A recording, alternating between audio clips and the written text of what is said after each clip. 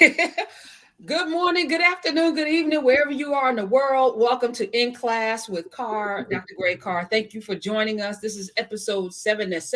Seven. Wow. Oh, you know what? The ancestors don't make any mistakes. What we're about to talk about today, those double sevens, we need them. You better numerology this. No, that's no. That's you and Brother Armstrong and all the people who have the deeper insights. But I know how much seven means to you, and I know how much it means to all of us. But wow, double sevens. Okay. All right. So I know that today is the day that Emmett Till was snatched up out of his bed in the wee hours of the morning, and unthinkable things done to him. Things we probably will never know the extent. Mm. I think about that. The powerlessness of his relative. When two white men show up to your door and demand that you hand over the boy, and you can't do anything because anything you do will mean terror for the whole entire, not just the family, probably the whole damn neighborhood. Yes. It happened frequently. And I think about, today, we Chicago, they're talking about, police not showing up for certain things, or, they're doing that slowdown. Black people never could rely on calling 911. Who do you call? Who could he have called to get help? And if we had the kind of community where we had our own kind of fruit of Islam, what would have been the fallout? Would it have looked like Rosewood or Greenwood? Because that's how, because when those black fellas went across to save Dick Rowland, the reaction was, how dare you? In Tulsa. That's right. Yeah. So I'm feeling the powerlessness. I know a lot of people like, they couldn't have come in and snatched him out of my bed. Yeah, they could have. Yeah. In fact, they do it every day. Ooh. They hunt every day. This one's heavy, Professor Hunter. Okay. It's heavy on us. Last week, when we marked the beginning of the Nat Turner rebellion, and we said we finished that up this week, but and we will, because what remains is very brief. Just in terms of some breadcrumbs for folks to follow the life of the family of Nat Turner, which is not at all clear whether it's his blood family or not, but we accept the word of the elders who said they were in fact Nat Turner's grandchildren. Miss Lucy May Turner in particular, who was a contributor to the Negro History Bulletin. I have those Negro History Bulletins here. Last week we showed her obituary, which appeared in the Negro History Bulletin. But we'll talk a little bit more about that. But in the context of the season we're in, and by the way, we did not lose sight of the fact, although we didn't say it out of our mouths, it was certainly in our minds and in our spirits and in our conversation beyond that. And when you referred to and evoked that page from Blood in My Eye, one of two books by George Jackson. Last Saturday was also the anniversary of George Jackson's killing in the prison. This is wait, are you? Yeah. This Black August. This Black August is serious, sis. Ain't it? And let me just say that George Jackson, he's talking about revolution. Come on now. And as he's talking about it, I'm like, is there any way to do this without shedding blood? And I was asking that question, and then you just tell me that this week marks the anniversary of his killing, and I'm like, the day you said it, the day you raised it was the day. The day you raised it was the day. Okay, I gotta step out. No, 2 sevens. I'm telling you, we are in the right.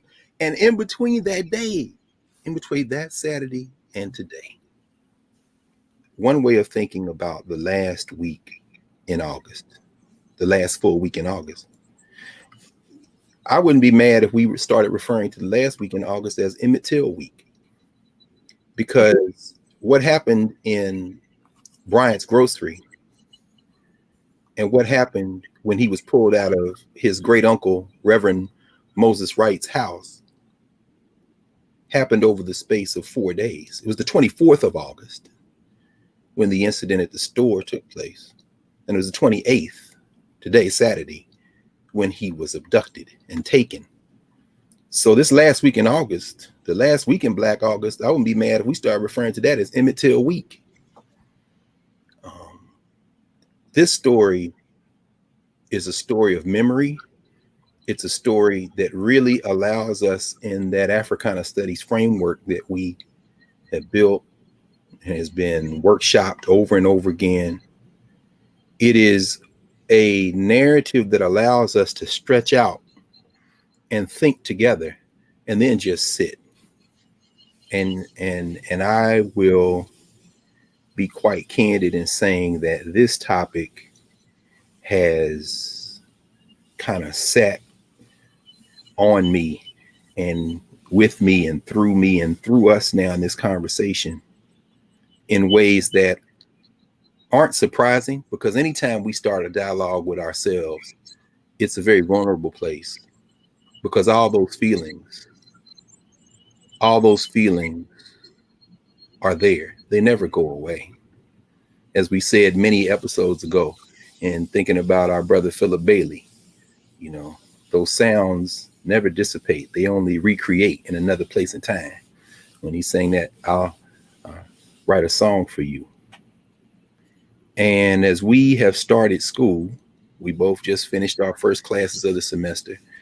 And, you know, as we talked about last week, much respect to all the teachers and all the students. Y'all stay safe. Right now, this thing is raging out there. And, you know, it's going to take more than some claims that everybody's safe to be safe.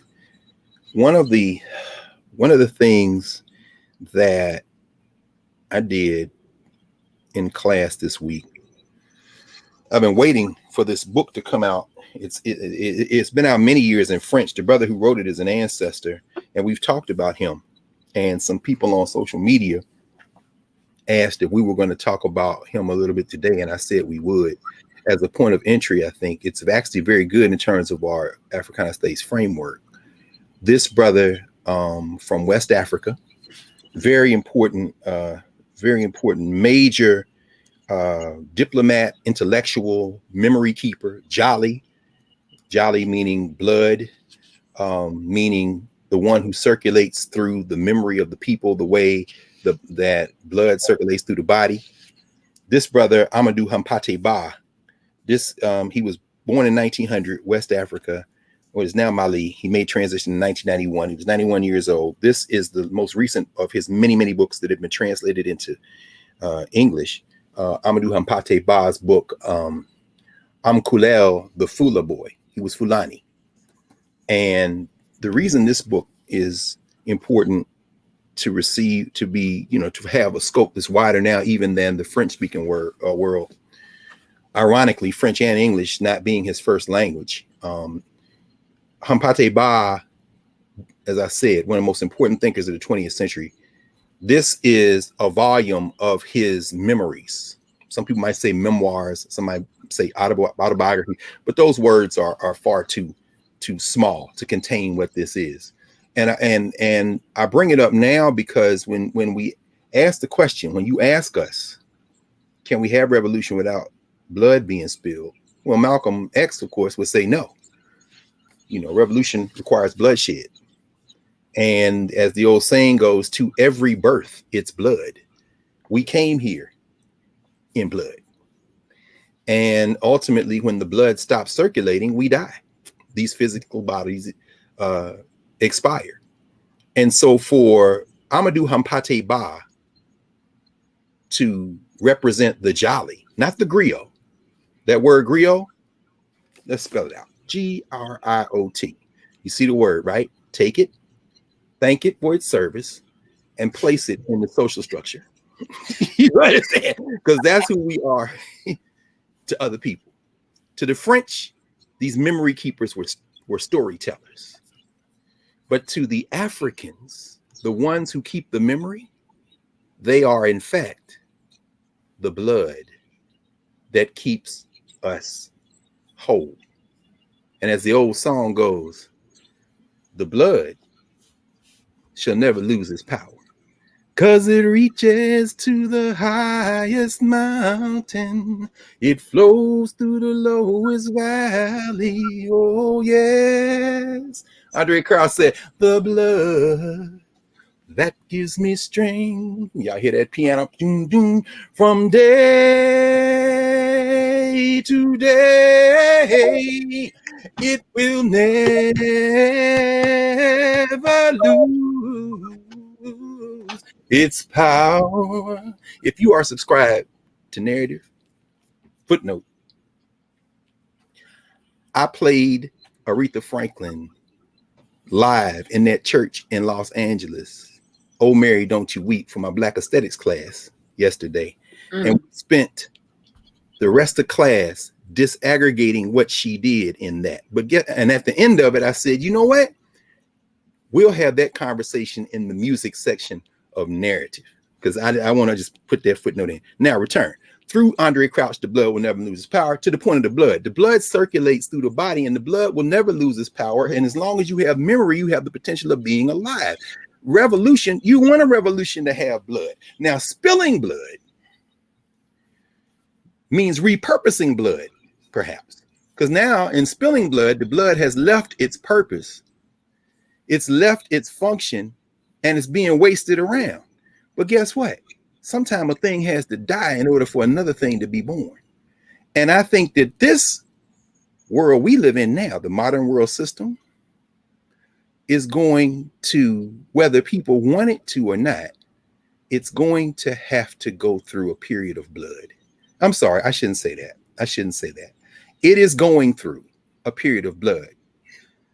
Just like we saw a couple of days ago in Kabul at the airport, where Betsy DeVos, the former Secretary of Education in the United States of America, where her brother Eric Prince, one of the co-founders of Blackwater Mercenaries, is charging as much as $6,500 a person. No, actually more than that. That's the starting price.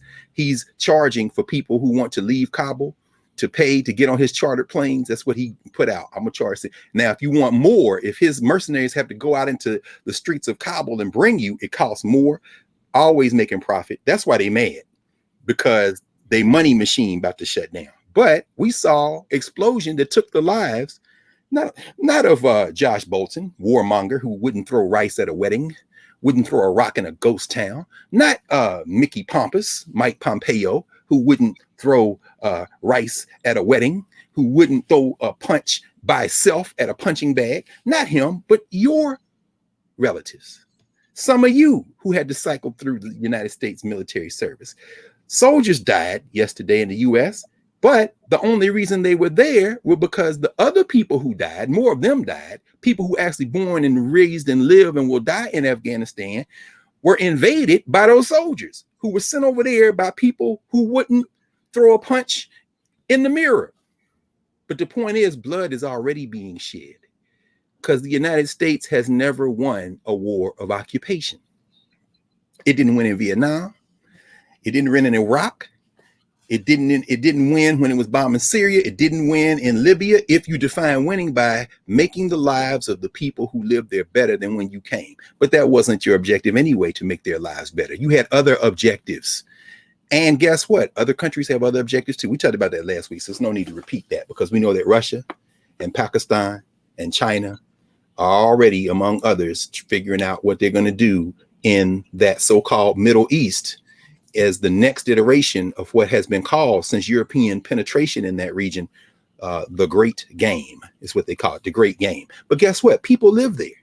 And if somebody invaded your house, as we talked about last week, you'll fight back. So blood is always being shed somewhere. The question is, to what purpose? And so when we think about whether or not we would shed blood here in the United States, the answer to that is we've already shed blood. And as Malcolm said, if you're going to shed blood, maybe you want to make it even Steven. In other words, you're already shedding blood. Somebody's shedding blood while we're in here right now. But how does that tie to Emmett Till, to Nat Turner? It's very clear here in Black August, because Black August is a time when we pause to commit ourselves that if blood must be shed, it must be shed in order to bring a better world here, in order to give birth to a better world. And in the case of Amadou Hampâté Bâ, who, for the course of the 20th century, apprenticed with some of the great jollies, some of the great memory keepers, some of the great blood memory of the world in West Africa. He reminds us that the purpose of a memory keeper is to build a better society, and that there are rules. So let's take a minute, because I did this in my Education in Black America class as I was reading. I just got the book. It just came out.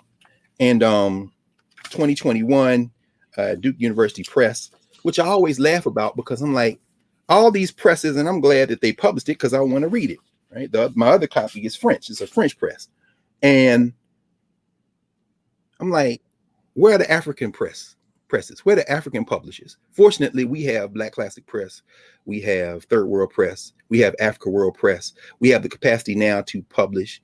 We have now in narrative an expanded capacity where we have electronic books with us having conversations as you read them through, and much more to come.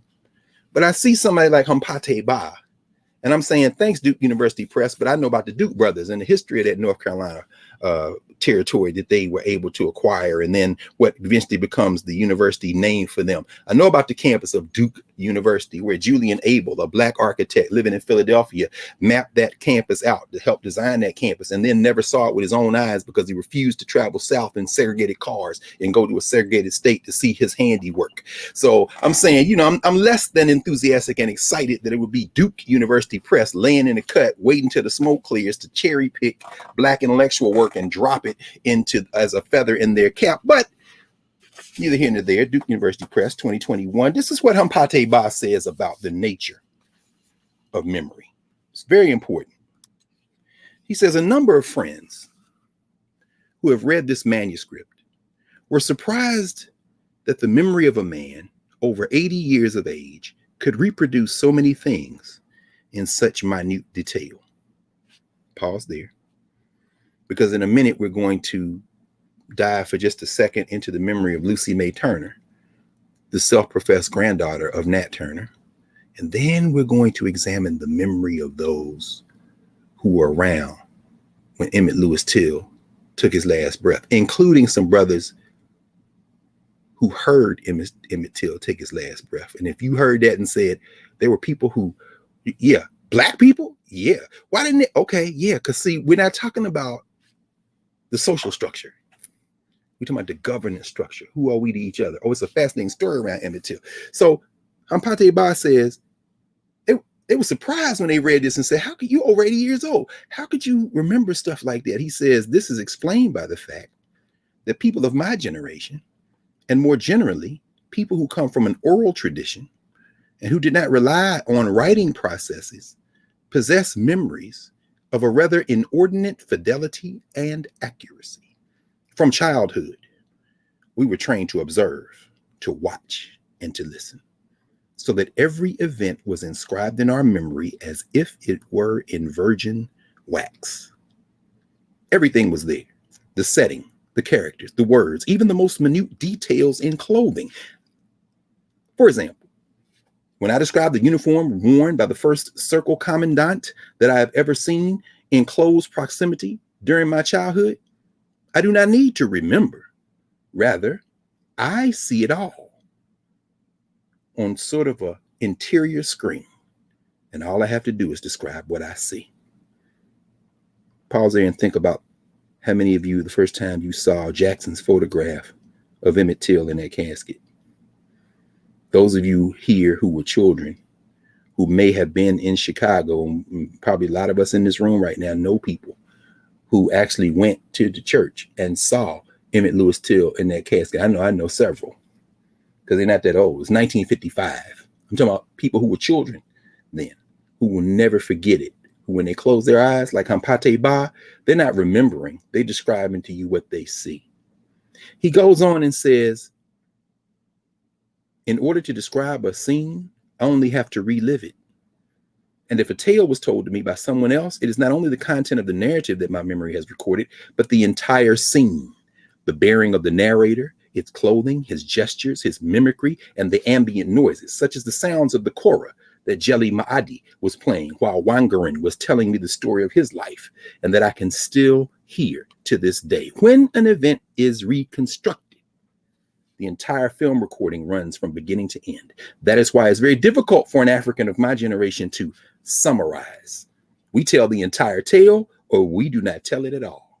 We never tire of hearing the same story again and again. For us, repetition is not a flaw. After we read that together, I asked my students, what y'all think about that? And one by one, those 18, 19, 20, 21-year-olds started telling stories of events, not only in their lives, but events that came from the stories they had heard from their elders. This is where the governance structure lies. Emmett Till is important to the United States of America as a martyr, but he was Mamie Till Bradley Mobley's son. I put all those names in because she was married like 4 times. And her husband, her last husband, Bradley, who passed away of a stroke about 3 years before she did, he made transition in the year 2000. Her in 2003. In other words, not that long ago. He became a fairly successful car salesman, Cadillacs, one of his specialties, in Chicago. He accompanied her on her speaking tours, in her work.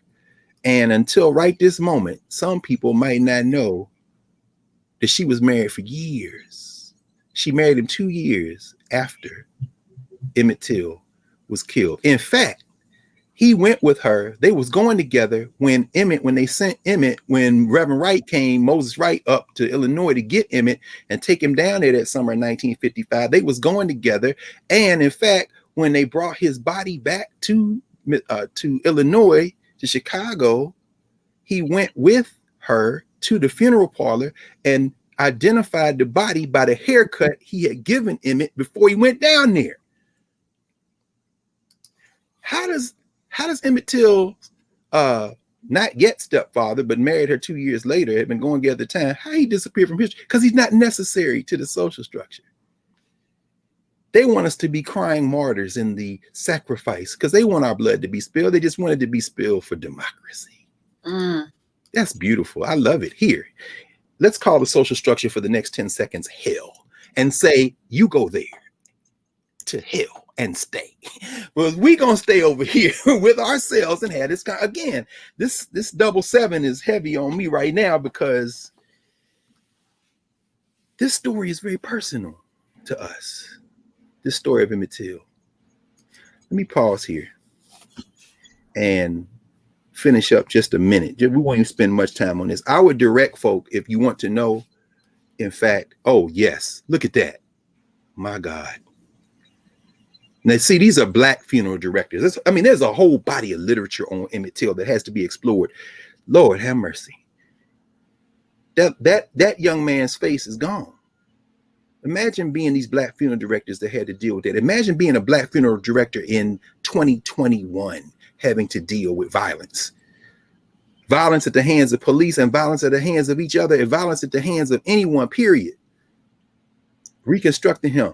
One of the ways he identified the body. Yeah, I gave him that haircut. What's left of the hair? And look at Gene, beautiful Black man holding Mamie, holding her hard. Holding her hard. You know what? Thank you, Professor Hunter. Thank you so much. Because that's the brother that took the picture. Jackson, that took the picture, the other picture that we normally see. He took those pictures. That's Ebony Magazine. This is the importance of the Black press we were talking about. That's exactly right. Oh my goodness. You know, the irony is that he didn't take the picture that we'll talk about in a minute of Emmett's great uncle, Moses Wright, Reverend Moses Wright, Reverend Wright, who the social structure refers to as Mose Wright, sharecropper, testified Reverend Moses Wright, Church of God in Christ. Yes, he sharecropped for a living, but he was a minister in the Church of God in Christ and had a church there. Y'all, but see, that's not important to y'all. You understand? But David Jackson didn't take the picture of Mose Wright, and neither did the great photographer Manetta Slett, who took Miss King's picture there. The great Ebony magazine photographer Manetta Slett, because I went and pulled the books. The ones I wanted to pull, I couldn't, because I got those years ago before I moved down here to the DC area. So they're in storage, but I wish I could have been able to go somewhere and dig them out of those boxes. It's too many for me to find at short notice. And that is the person who took the picture of Mose Wright in that courthouse during the trial in September 1955 was Ernest Withers. And we've talked about Ernest Withers, the photographer who traveled with Dr. King, who took so many incredible photographs out of Memphis. The one who was on the FBI payroll. There've been a couple of books written about him because they had him jammed up, and people said, "Oh, he was the feds." Well, yeah, he was on the payroll. He wasn't giving them nothing they didn't already have, and they had him jammed up. I mean, all kind of it's complicated history. But my point is this: even the photographer who went to the trial wasn't Jackson, wasn't Slett, asleep, wasn't Manette asleep. It was a white dude. But here's the interesting thing about that white dude. He's ear hustling, what the young people call ear hustling, in the courthouse, providing intel to the black reporters who covered the trial in September 1955. And one of those black reporters, we're going to bring her up too, because she, Clyde Murdoch Larson, was covering the trial, the Emmett Till trial, for Johnson Publications. She's a fascinating history story on her own right. This is just a little bit. We're going to talk about Lucy May Turner for a second and then keep going. But think about this. If any of these names, if these are names you never heard before, if you heard of Clodie Murdoch Larson, Clotye, Clodie Murdoch, Murdock, Larson, Larson, you may not have ever heard of her. She published one book in her lifetime, 1965. It's called Marriage in Black and White. Why? She married a Swede and left the United States in 1961 and only came back to visit. She made transition in 2009. But on one of her returns to the United States in 1986, late 1985 through 1986, she went back to Mississippi, to that courtroom. She went back to the region. And she published her second article in Ebony magazine on the Till case. The first one was when she was down there reporting on it. The second one was 30 years later. She said, "What has changed since I've been out of the United States?" And she saw what had changed and what hasn't. And we'll talk about that too. Y'all can look that up in the Ebony magazine. But at any rate, let me finish on Lucy May Turner right quick. I promise we won't take but a second, because this is tough. This is tough. If you want to read about the family of Nat Turner, Lucy May Turner takes it from 1931 until 1954. In other words, from 1831 to 1954. In other words, from the year of Nat Turner's August Rebellion, 1831, until the year of Brown versus Board of Education, and the year before Emmett Till was murdered. And some people say that the murder of Emmett Till, more so than even Brown versus Board of Education, sparked the civil rights movement. That's I think saying too much, but I don't want to. Let me slow down and get all this together. If you want to go find it, you can find the articles that Lucy May Turner wrote about her grandfather and her family in the March 1955 edition of the Negro History Bulletin. That's part 1. And she came back in the April edition because she wrote a long piece over like 11 pages. So they split it up in the April edition of the Negro History Bulletin. That's volume 18. I'll refrain from pulling those up, but you all can find them. In fact, the Nubia and the Narrative family broadly, we'll have those because they're easily retrievable. So anyway, I'll keep this short. The scholars say, well, we don't know. Did Nat Turner? We think he had a wife. He talks about having a wife. What was her name? Not sure. His mother, father ran away. Mother may have been from Africa, grandmother from Africa. Well, what about the wife? We're not sure. Did he have a son? Maybe the son. Maybe he had a son. We think maybe his son was named Redrick or something. Nah. Lucy Turner said, my daddy's name was Gilbert. And my father was the son of Nat Turner. He said he was the son of Nat Turner. He knew his mother. Nat Turner's wife was his mother, and Nat Turner's wife was Fanny. Scholars would say, well, there's no way to corroborate that. Even Henry Louis Gates. Henry Louis Gates has said, you know, among others, well, we've done the research in the Southampton County records, and we've looked around and we see no testament, no record of. I'm looking at him like, bruh, I accept that 100%. You should probably stay over there in the social structure, which we temporarily gave another name about 2 minutes ago, but that's okay. You stay in the social structure. That's fine. Because you are looking for a record to attest to mouth to ear memory.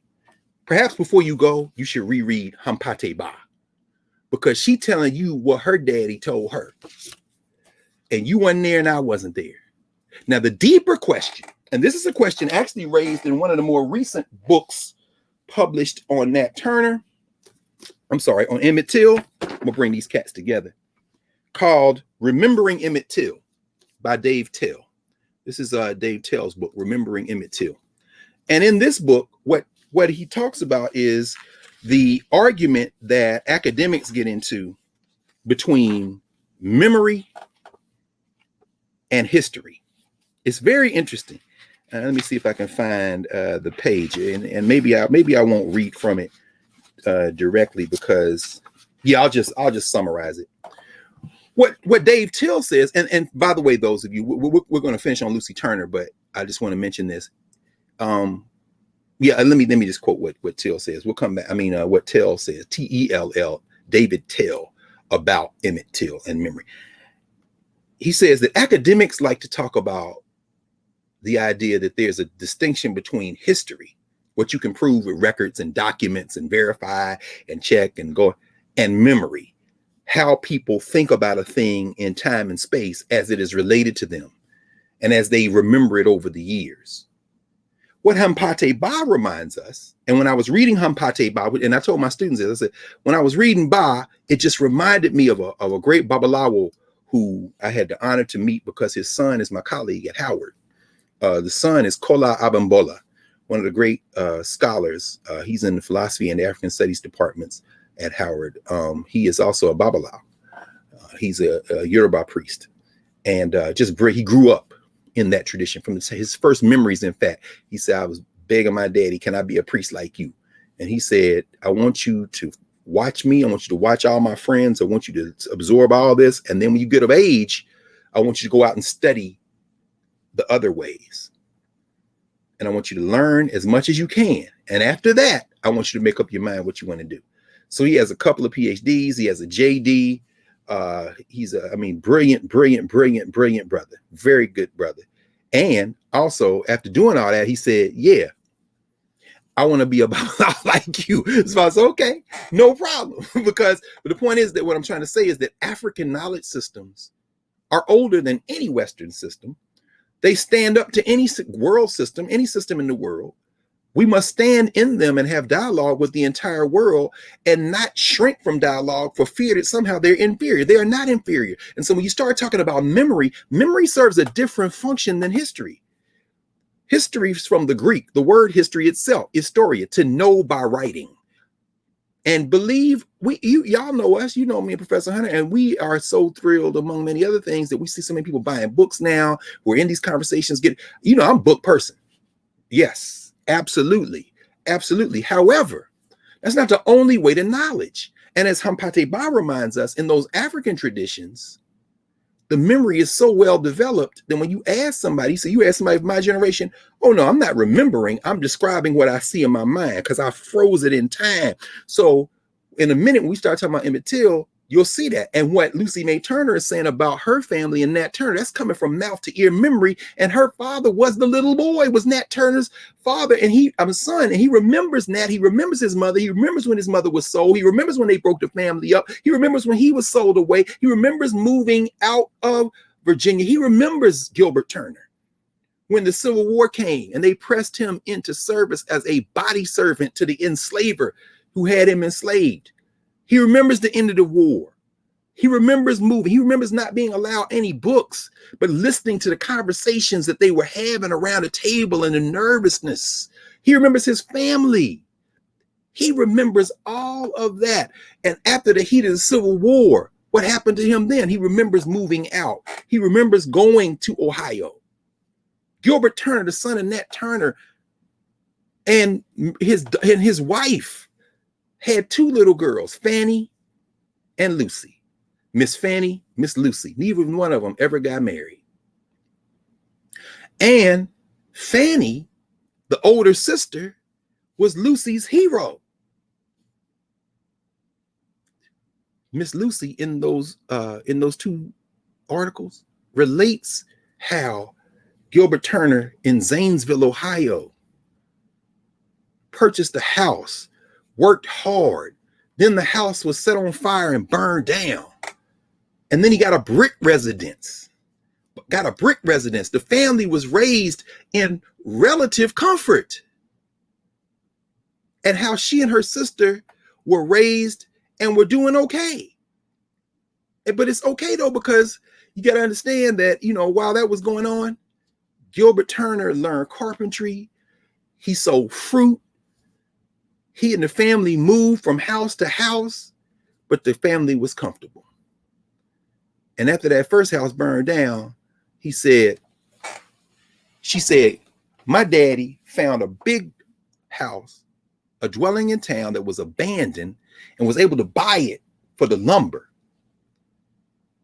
Lucy May Turner said, my daddy tore that house down plank by plank and used that lumber to build a whole new house. I was 7 years old. I used to sit in the yard and listen to him talk to the people. And I used to sit there as the protector of the yard of the house. And everything he built didn't fall. And they were back on Cooper Mill Road in a comfortable one-story cottage built out of the materials my daddy bought and stored down and built back up. Her mother's father was a minister, Reverend Isaac Jones, who had been in Virginia. He had come out of the condition of enslavement. But Lucy said, I was a favorite child with all the adults who had come through slavery, all the people who my father knew, who associated with and helped him. Why? Because they would come when they were destitute or they needed help, and they would stay with us sometime. But I would sit and listen to the stories. And at night, they would, you know what kind of stories they would tell us? These old head Africans, some of them from Virginia, would go through the history of Nat Turner's insurrection. Brother Gates, I love you, brother. You're a good brother. You've done a lot for the race. Stay in the social structure.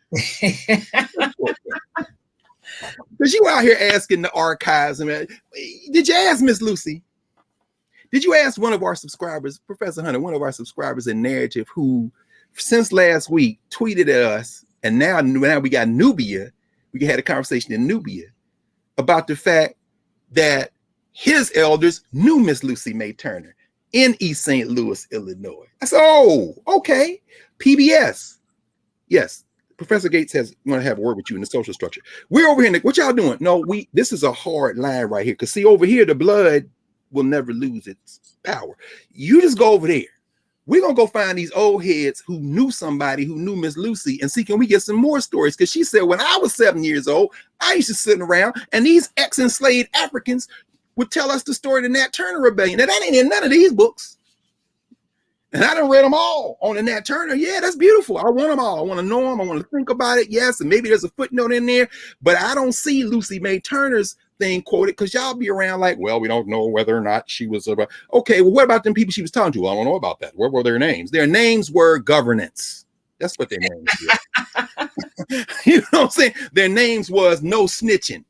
Because these same Negroes were the ones y'all walked past on the way to the bathroom, and they was in the kitchen cooking your breakfast. Because they don't tell y'all the story about, and then, when Will the Executioner cut that man's whole head off and brought it out there and showed it to the rest of them, it was a day, I promise you, my granddaddy told me was the proudest day of his. Oh, hey, man, yeah, your cornbread's ready. What y'all remember is your cornbread's ready. Because they ain't telling you the story. And then guess what? They let this little girl, and she grew up to be an elder, and she put it in the Negro History Bulletin, and Carter Godwin Woodson had the good sense to say, publish that.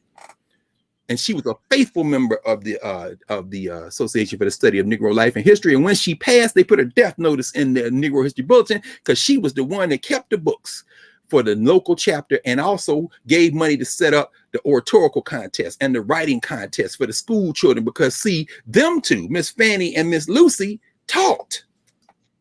In fact, her father, when he passed away in 1914. And she had to help the family go on. So she and her sister, Fanny and Lucy, finished up grade school in Zanesville, graduated from high school, and Lucy said, I'm going to college. She got a whole scholarship to Ohio State. But they didn't have money for room and board and transportation. And so she didn't have the money to do it. So Miss Lucy, well, she put off her hopes.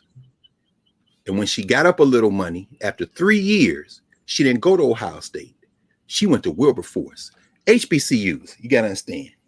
And we can talk about, we talked about HBCUs a lot. Let me just mention that the great debate in my adopted hometown of Philly and all around the state of Pennsylvania and in the HBCU world, the great debate is between Lincoln and Cheney, which is the oldest HBCU.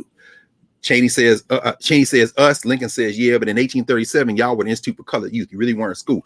1854, we're Ashman Institute. That was higher ed. Now we're Lincoln University. Yes, we're the oldest. Fine, I don't get in that beef. But one of the oldest as well, let's add the final one that I'm going to mention, is Wilberforce, the African Methodist Episcopal Church, the AME Church.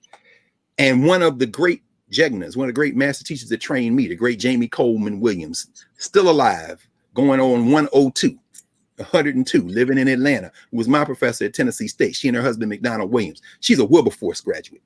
You understand? Because her daddy was a minister in the AME Church. Her brother was a minister in the AME Church. And Reverend E. Ransom gave her a scholarship to Wilberforce. Y'all look up Reverdy Ransom, Ransom, the Reverend E. Ransom, the bishop of the AME Church. And when you look at him, you're like, wow.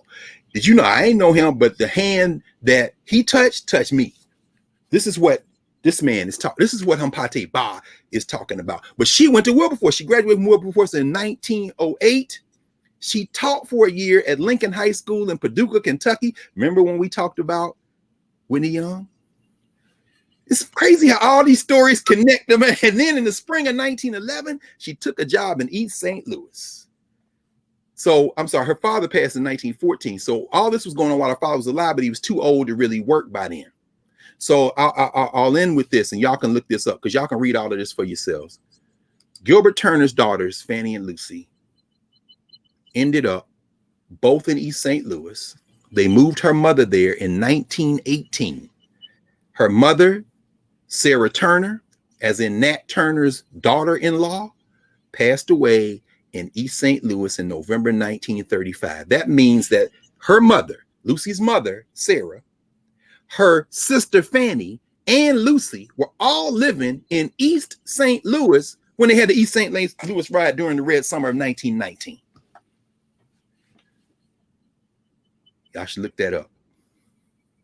Oh, I should put one footnote on the Ohio State piece. Even though she went to Wilberforce and got that degree, she decided, what the hell? I'm going to get a degree from Ohio State. So in 1935, she picked up a bachelor's degree. What the hell?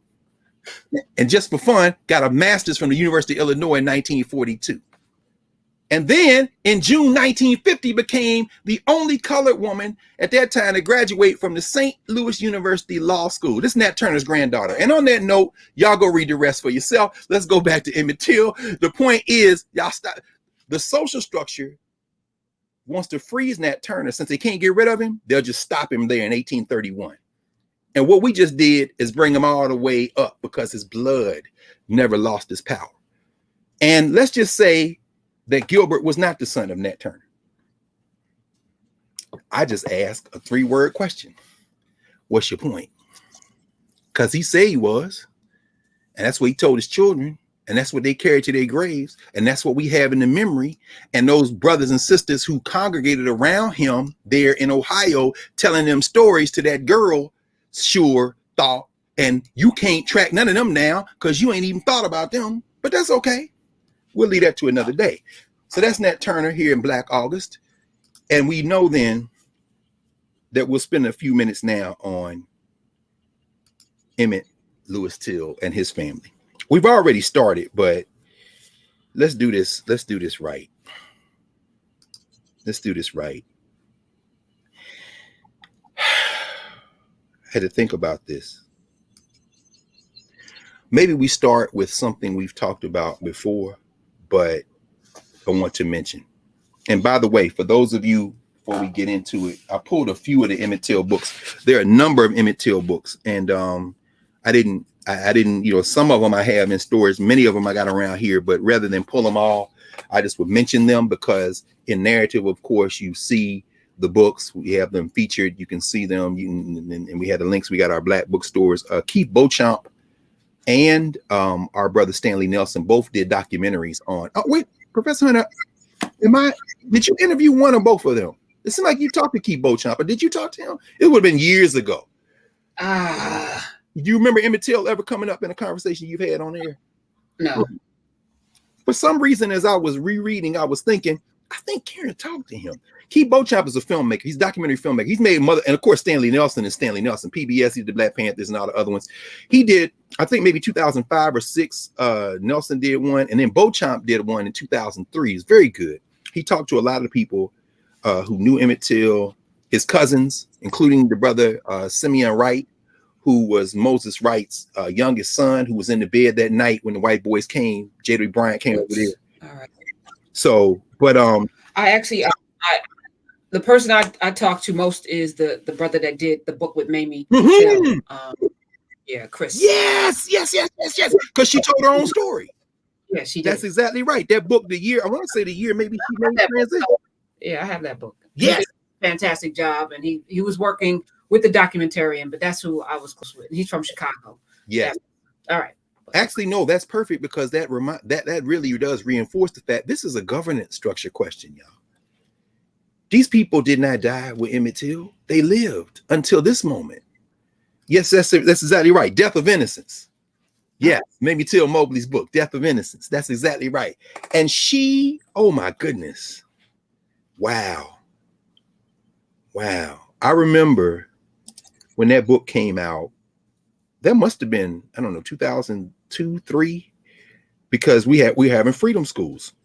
And it was just a reminder of the fact that this social structure freezes our people in black and white at moments where they can drop them in like a pair of earrings on the body of America, not the blood of America, but a few little accessories, or drop them in like a little footnote in white history.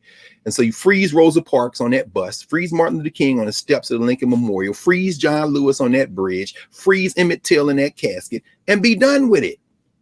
Well, what about his mom? Well, she was crying. Freeze her as a young sister with the veil, not even with her boyfriend who became her husband for 40 some years. He passed away in 2000, the year 2000. They got married in 1957. 43 years of husband disappears. And the picture you showed us, for some people, that's the first time they seen them together.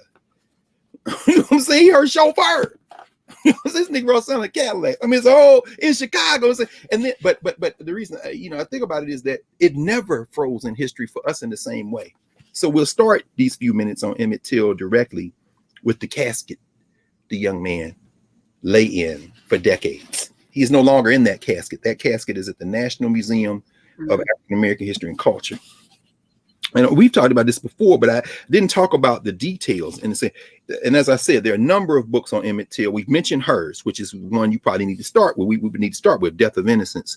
There are children's books, A Wreath for Emmett Till, for example, Marilyn Nelson's book, A Wreath for Emmett Till. How do you write a children's book on Emmett Till? How do you deal with it? Well, we have to do it. In fact, one of the most powerful moments that I've had in recent memory, I was in a bookstore here in Washington, D.C. And I walked in looking around, and I came in and the lights were a little dim. Everything all right in here? It's a white bookstore. And I realized I had come in the middle of the day, which I normally don't do. This is a bookstore I usually visit. Oh, wow. It just occurred to me. 2 of the books I'm going to talk about, one right now and one I'm going to show you, same bookstore, Politics and Prose, Connecticut Avenue. you know, y'all see it sometimes. You go on C-SPAN books or whatever. This is one of the kind of marquee white bookstores where they bring in authors and all kind of things. They always some fantastic. And I usually see the authors at night. In fact, the book I'm gonna tell you about in a second, I saw this author at night. I came from the law school. In fact, I let my class go a little early, about 10 minutes early, so I could get there in time because I really wanted to see this brother. And you'll know why in about maybe 5 minutes. But this one was like noon.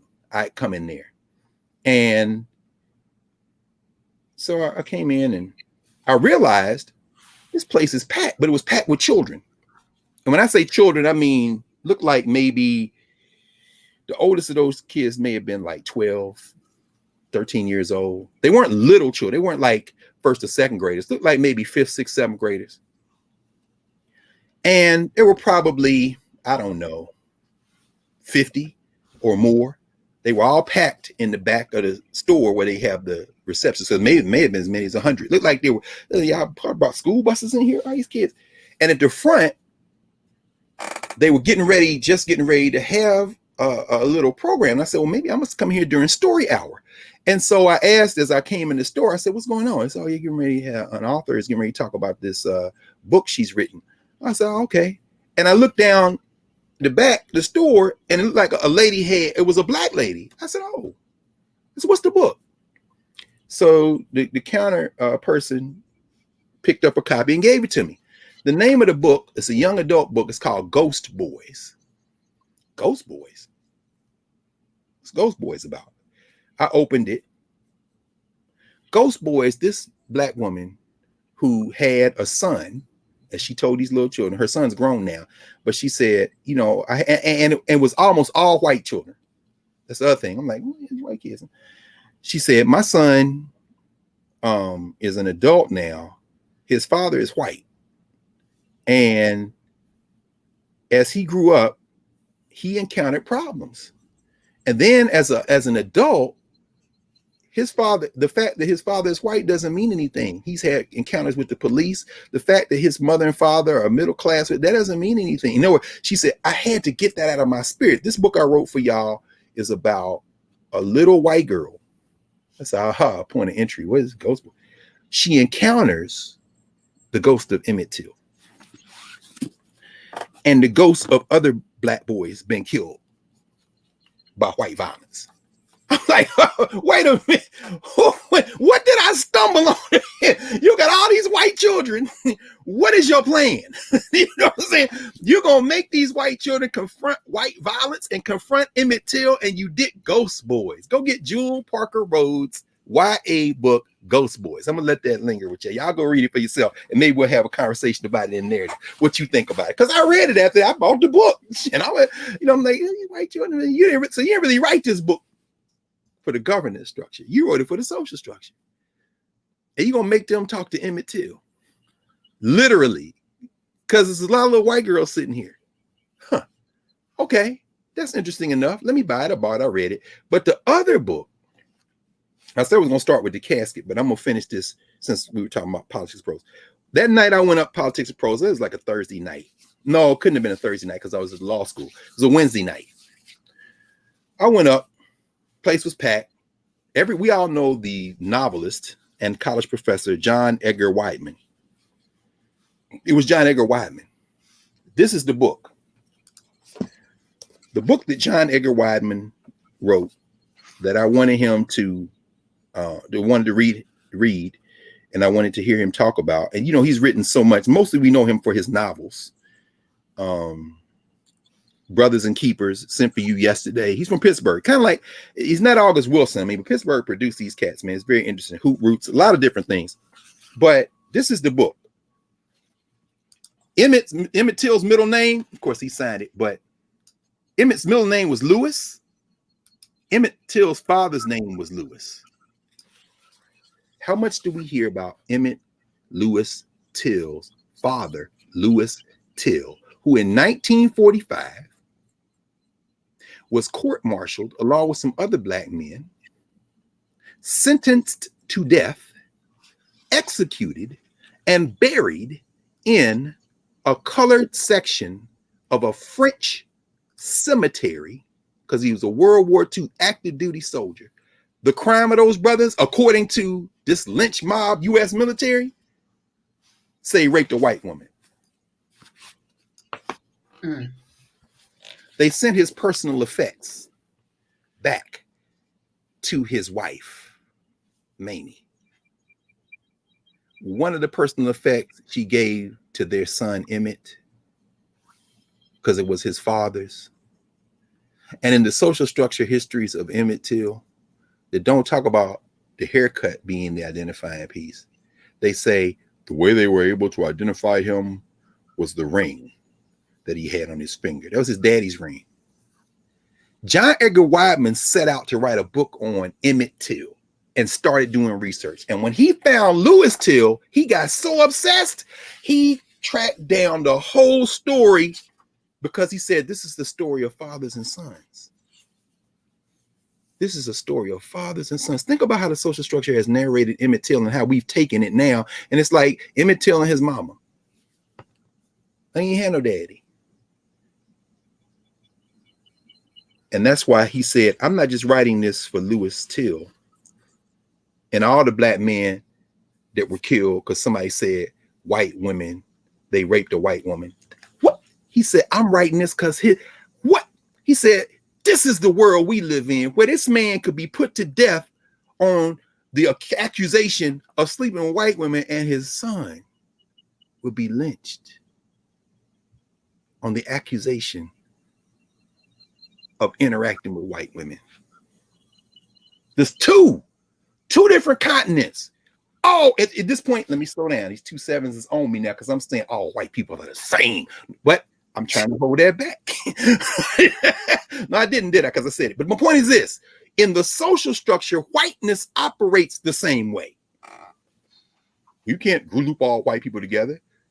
As long as the police and the unofficial and the official police act as one, I think the answer is I can't afford not to, because the blood is going to be spilled. I want to keep the blood to circulate for our memory. I don't want to spill the blood because guess what? Until there's a common body, my blood ain't going to help circulate in your body.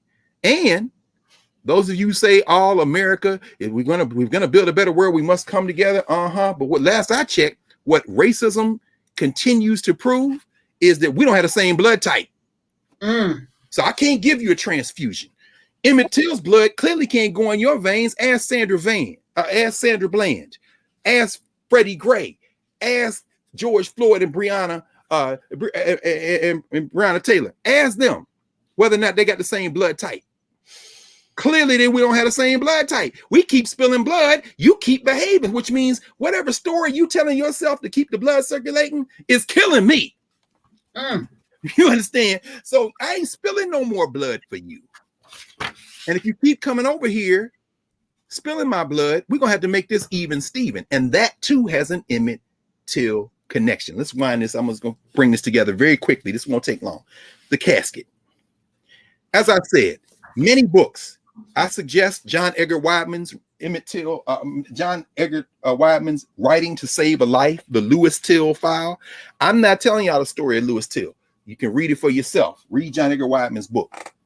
I mentioned this recent book, and I'm glad you started with Mamie Till Mobley's book, Death of Innocence, because that's where we should start. We start with the family, right? There are a number of books. There's a good little graphic novel, Carlos Hill, who has some of the Tulsa work. Him and Dave Dodson did a book called The Murder of Emmett Till, a graphic novel. So if you're interested into comic books, you can get that. Simeon Wright, Emmett Till's cousin, who was in the bed that night, he told his story with Herb Boyd, the great journalist Herb Boyd, the great black journalist Herb Boyd. Simeon's Story, indeed, is the name of it. But if you want there are a couple of good documentary collections. I mentioned Remembering Emmett Till, and I'll come back to that in a second. But if you want to get a book that kind of gives you as much of the different stories that are put in one place, you can, oh, by the way, before I mention that, you can actually go to Ebony Magazine and read, I think it's the March 1986 issue of Ebony Magazine. You can actually read the visit back to Mississippi from Clodie Murdoch Larson. It's called The Land of the Till Murder Revisited. Former Ebony staffer returns after 30 years to report on, quote, the new Mississippi. She wrote it. And at that time, Monetta Sleet was the photographer. Monetta Sleet went down there to Mississippi with Miss Larson to see what has changed. Guess what? Oh, am I getting ahead of it? I'll just mention this and I'll keep coming. The white boy Bryant, J.W. Bryant, the killer who was married to Carolyn Bryant, who still walks the earth, who confessed a few years ago to an academic who wrote a book about this. The book is right over there in the other room. I read the book. It's, you know, great scholarship. I will not mention the book, the name, or the author. Why? Because he sat on it for 10 years. So I would not encourage you to get that book. And maybe one day I'll see him, maybe one day I won't, but I'll say it to his face as soon as I say it right now. You sat on that for 10 years. You so social structure, I can see it on your forehead. She still walks the earth as far as we know. Now, she left her husband, who had to leave Mississippi, apparently, but at some point. But Miss Larson and Wright tried to interview him. Why? He was still down there, had a grocery store in the black neighborhood in 1985.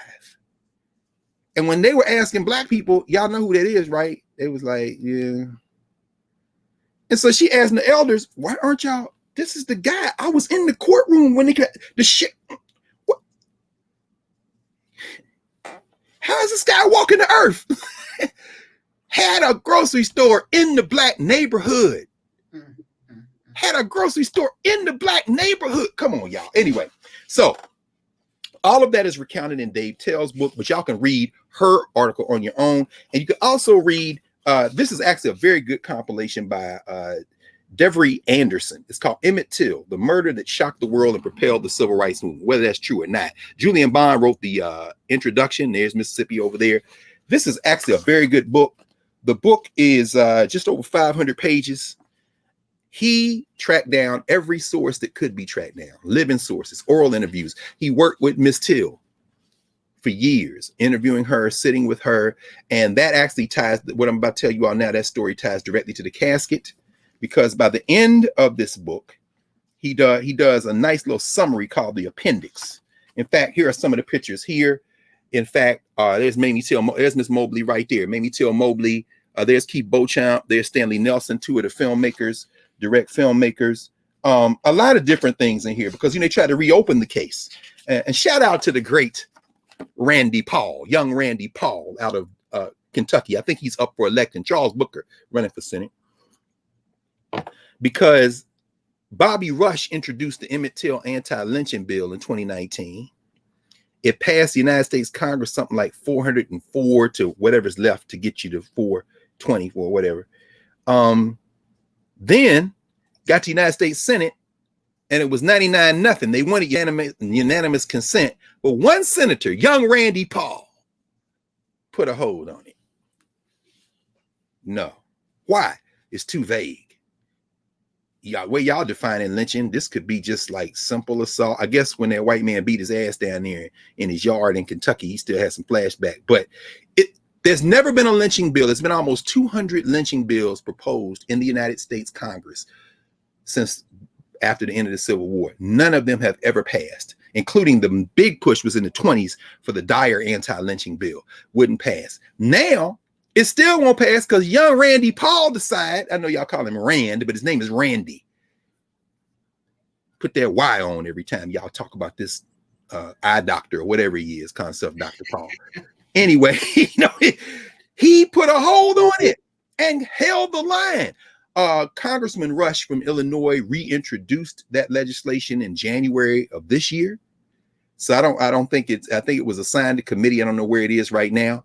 But anyway, when he writes this appendix, he puts an appendix in this book. Anderson does, and he starts with he goes through the facts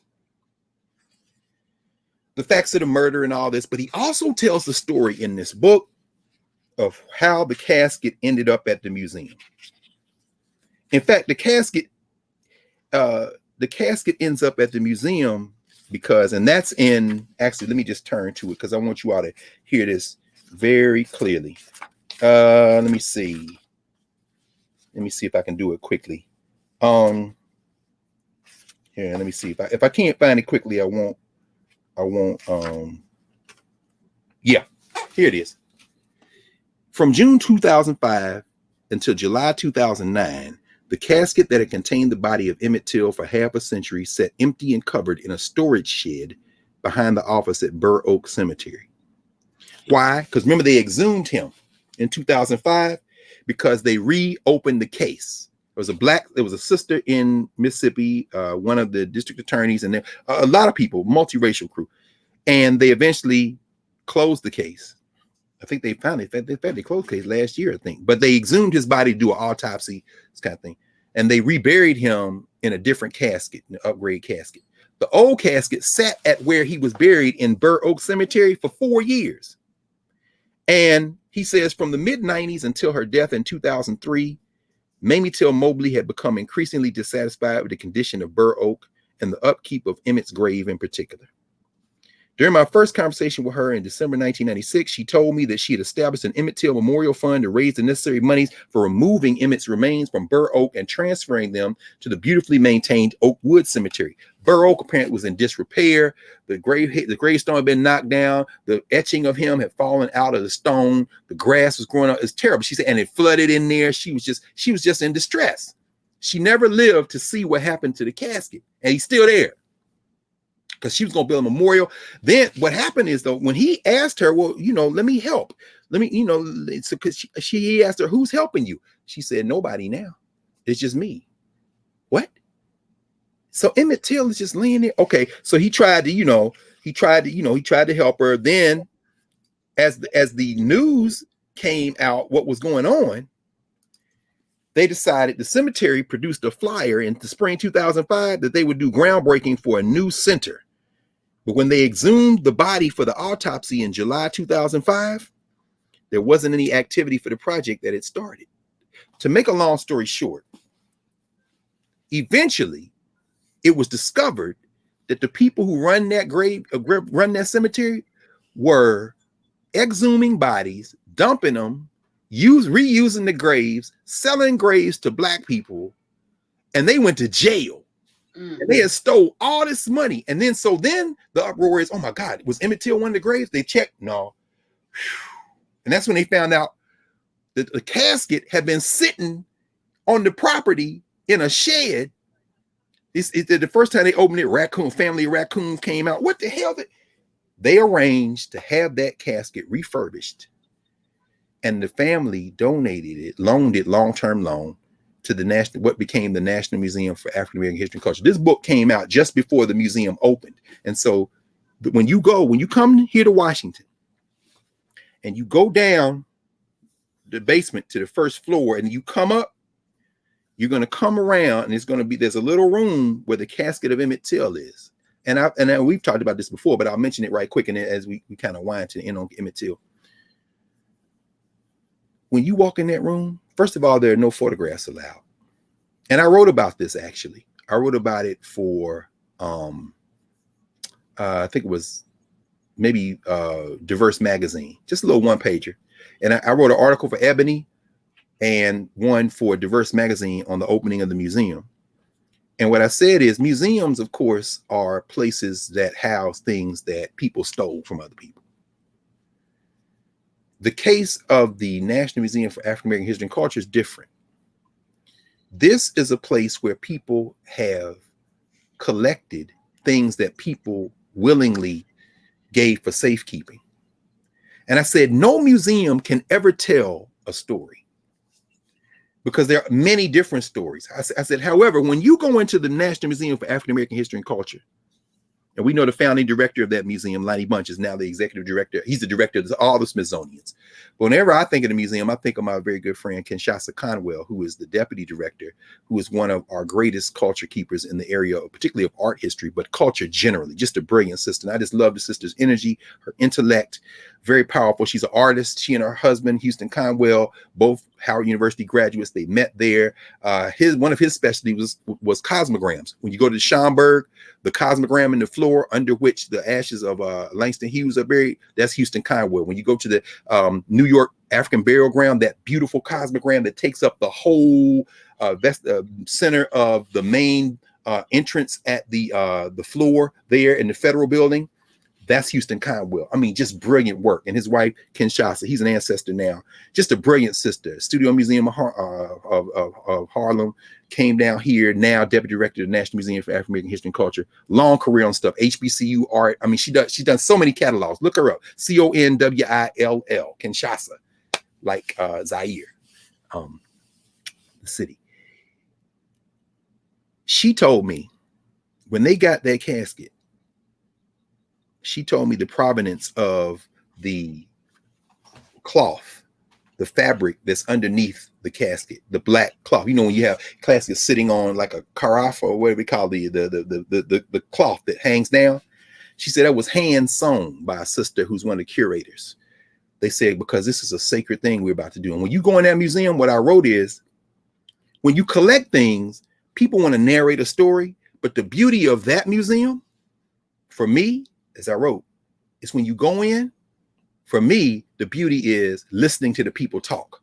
And now reading Hampâté Bâ, it reminds me. Why? Because every object in there sparks a conversation. When you listen to Black people, old Black folk being pushed in wheelchairs, children walking alongside them, generations of people, they stop in front of a statue of Serena Williams or the cleats of Wilma Rudolph from my school, Tennessee State, or you come around and you walk and you go in the mock baseball stadium where they talking about the Negro Leagues, or you see Rosa Parks addressed by her, or you see the fragments of the stained glass from 16th Street Baptist Church, or you see Black people.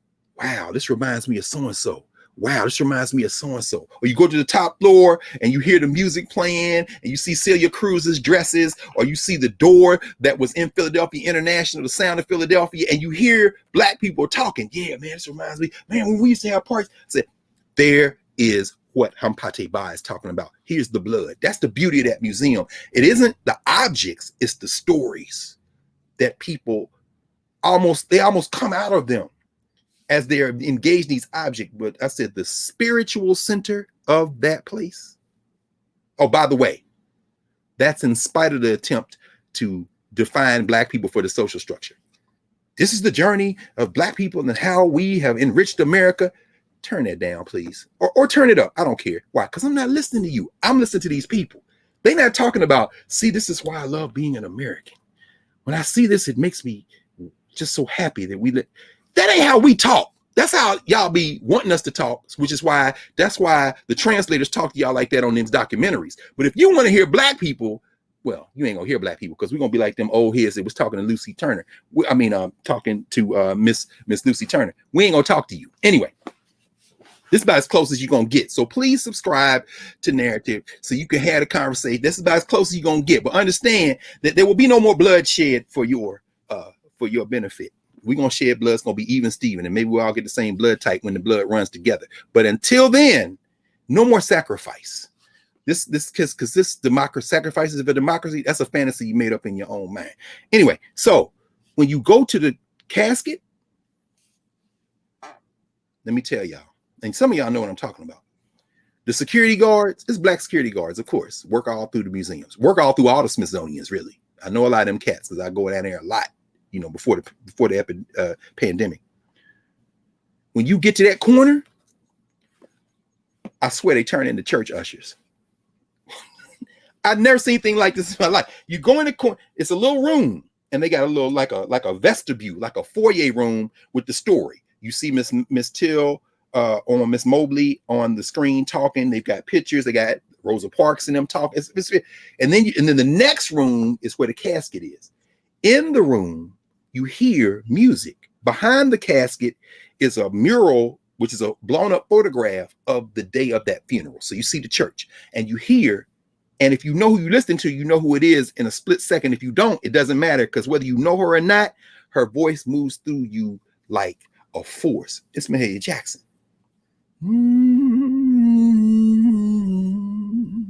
Mm-hmm. and you hear it's funny. It's like, wow. Before you go in, before you even come into that ante room, ANTE, the guards are like, no photographs, and please be respectful. No loud voices. Now I'm saying maybe they gave y'all a script, but they stand up like this. No loud voice. And it's like ushers, you know what I'm saying? And it's like, what? Then you get in there, and it's almost like instinctive. You see, if they got some people got it, they take it off. There's a little bench in front of the casket. There's the casket, a little railing where you can look over, and then there's a little bench. Every time I go in there, I sit on that little bench and just sit there. I might sit there for 10 minutes, not long, out of respect, because you gotta keep it moving. But I'm just sitting there to watch the people. And it's interesting to watch. Black people come in there. If the kids are like, ah, shh, shh, shh. You know what? I was wondering, hold on. And they get quiet. They don't even have to be told. You are going, it's like you going to the funeral. And the energy that comes through, and I wrote this in I said, this is the spirit center of this building. Emmett Till didn't ask to be a martyr, but this is the spirit sense of that building. It really is something. So let's go through this quick. This won't take but a second. We know what happened. We know from the timeline that in the summer of 1955, Mamie Till had to be convinced to let her son go back to where she was from. So she relented. Okay, I'll let him go down there. Told him, be careful. Apparently, Emmett Till had several run-ins with white folk in money and around where his great uncle lived.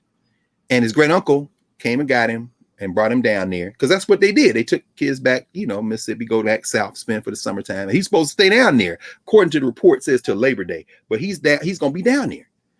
And then the 24th of August, apparently some of the kids, some of the neighborhood black kids had first of all, they were saying, yeah, be careful in Money. Money was the little town. You gotta be careful up there, because interracial contact is a challenging thing under the best circumstances. But some of the young people were around, and it's a lot of mythology around. It's a lot of different stories, which is why I like this book by Anderson, because what he says is, and in fact, he says this, and he and Dave Tell both say this. Some of this stuff will never be known. And that's why what Hampâté Bâ says is so important. If you're looking for what actually happened, you probably just need to slow your roll and relax, because some stories can never be recovered completely in terms of absolute historical accuracy. And some events that are absolutely historically accurate are going to have different interpretations based on who is experiencing them. That's why when our sister Chimamanda Adichie says that there's a danger of a single story, one of the reasons is that it could be the same thing that happened, but everybody got different perspectives. And trust me, the social structure perspective ain't gonna be the governance structure perspective. So when these young cats is out there, the best that they can determine from listening to everyone, and in fact, Tell says that the historians often come up with stuff, and then what he says is, I don't make a distinction between history and memory like that, because the historians say, when they say, well, this isn't accurate, he says, it's been my experience in this story, it gets closer to the memory of the people who were there when they say, well, this was, yeah, because the first thing is, y'all don't trust black people. I'm sorry, that's not true. The first thing, we don't trust you with good reason. The second reason is you don't trust us with no reason, but that's okay. Well, sometimes good reasons, because we ain't gonna tell you everything. I mean, it's pretty clear by best evidence and putting everything together and everybody's related that he whistled. Now, did he whistle at that white woman? Did it happen after he came out of the little place? Because what they said was, it's a white girl in there. Because apparently they had been talking about girls, teenage boys talking about girls. That doesn't seem likely. Anyway, and he'd been in Chicago. So he got a picture of a white girl. See, that's my girlfriend. That ain't your girlfriend. Now, this dude from Chicago, he down here with these country boys that ain't allowed to look at white women, and he's saying, it's my girlfriend. In other words, he's down there showing, man, ain't nobody messing with I got a white girlfriend. This ain't your white girlfriend. Yeah, it's my white girlfriend. Hey, what? So did he whistle on the porch? Because his cousin said he had a stutter, and he was just, that's how he slowed down. Nah, he whistled. But that ain't even the point. This is the 24th of August. 4 days later, they show up at Mose Wright's little place, a little place on this sharecropper's farm. But Mose Wright was a sharecropper, but he wasn't a sharecropper as his life. That was his job and the social structure. The man was a minister, Moses Wright. And by all accounts, the people who was in his church, the people who knew him, the black people, they said this was an eloquent dude. There he is. Look at him with the Bible, Professor Hunter. Look at that man right there, Moses Wright, the Reverend Moses Wright. So y'all turn on documentaries, Mose Wright, a sharecropper. Now give him that picture right there. My goodness, he had a Bible. Could he read? Y'all had this man like he was just somewhere with his shirt off and didn't know nothing about nothing. So y'all leave black people alone. Just let. Oh, that's beautiful. Moses Wright. Yes. So he's born in 1892. So what happened was he said that when Roy Bryant and J.W. Milan, who was his half brother apparently, came in there looking for the boy that did all that talk the other day, they came there to kill Emmett Till. Of course they did. However, so they went and they did, we know that story, right? They pulled him out, they took him. Now what happens next gets a little fuzzy. Why is it fuzzy? Because at the end of the day, what we know is that there were witnesses. We know that there were witnesses. What we don't know is how many people participated in it. This is where it gets really crazy. Because what happened was they take him, they kill him, they take him to a barn, they beat him up, they killed him, beat his face in, he was shot in the head. They tied the fan of a cotton gin, one of those cotton gins used for getting the seeds out of cotton. They tied it to him and dropped him, tied around his neck, dropped him in the Tallahatchie River.